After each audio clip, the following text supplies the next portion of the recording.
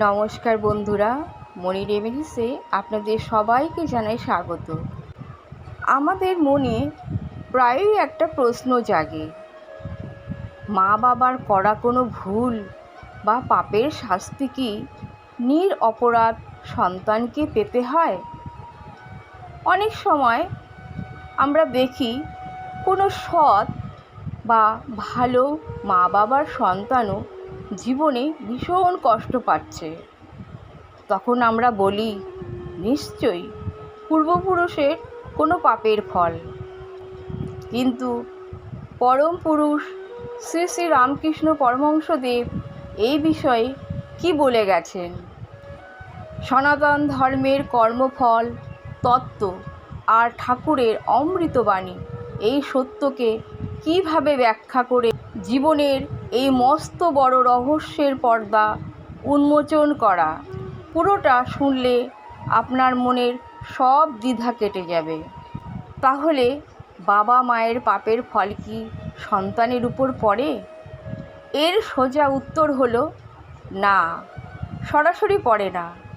হিন্দু ধর্ম এবং শ্রী রামকৃষ্ণদেবের শিক্ষা অনুযায়ী প্রতিটি মানুষ তার নিজস্ব প্রাক্তন বা পূর্বজন্মের কর্মফল নিয়ে পৃথিবীতে আসে।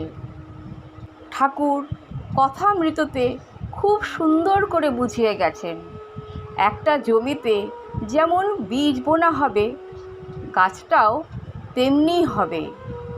সন্তান যখন জন্ম নেন, সে তার নিজের করা ভালো মন্দ কর্মের পুঁটলি নিয়ে পৃথিবীতে আসে। মা বাবা কেবল একটি মাধ্যম। মনে অনেক সময় প্রশ্ন ওঠে যে হয়তো বাবার পাপের শাস্তি ছেলে পাচ্ছে। শ্রী রামকৃষ্ণদেব বলতেন, সংসারী মানুষের স্বভাব ও গুণ সন্তানের মধ্যে প্রতিফলিত হতে পারে। একে আমরা বিজ্ঞানের ভাষায় বলি জেনেটিক্স বা বংশগতি, আর আধ্যাত্মিক ভাষায় বলা হয় সংস্কার।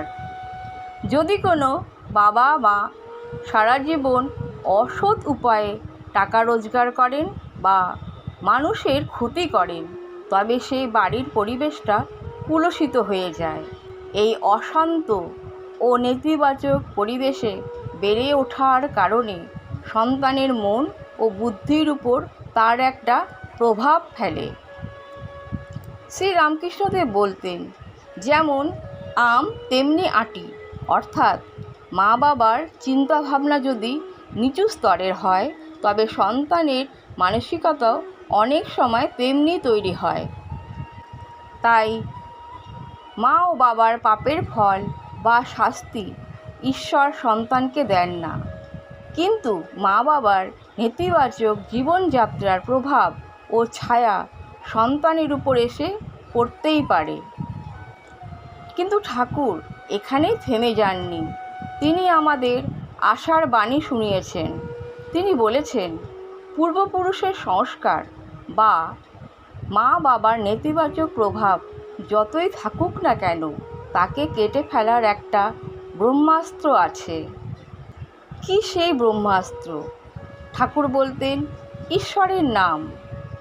হাতে তালি দিয়ে হরি নাম করলে যেমন গাছের পাখি সব উড়ে যায়, তেমনি আন্তরিকভাবে ঈশ্বরের নাম করলে পূর্বজন্মের বা বংশের সব পাপের দাগ ধুয়ে মুছে সাফ হয়ে যায়। আপনার মা বাবা কী করেছেন সেটা আপনার হাতে নেই, কিন্তু আপনি আজ কী করছেন তা সম্পূর্ণ আপনার হাতে। ভক্তি, প্রার্থনা আর সৎ কর্মের মাধ্যমে যে কোনো মানুষ তার ভাগ্য বদলে ফেলতে পারে। এটাই শ্রী রামকৃষ্ণদেবের পরম শিক্ষা। তাই মনের সব ভয় ঝেড়ে ফেলুন। ঈশ্বরের পরম দয়ালু। মা বাবার ভুলের দায় আপনার নয়। আপনি শুধু নিজের কর্মকে সুন্দর করুন, ঠাকুরের চরণে মন অর্পণ করুন, আপনার জীবন আলোয় ভরে উঠবে। আজকের এই কথাগুলো যদি আপনার মনের বোঝা কিছুটা হলেও নেমে যায়, তবে ভিডিওটি প্রিয়জনদের সাথে শেয়ার করতে ভুলবেন না। ভালো থাকুন, সুস্থ থাকুন। জয় রামকৃষ্ণ, জয় ঠাকুর।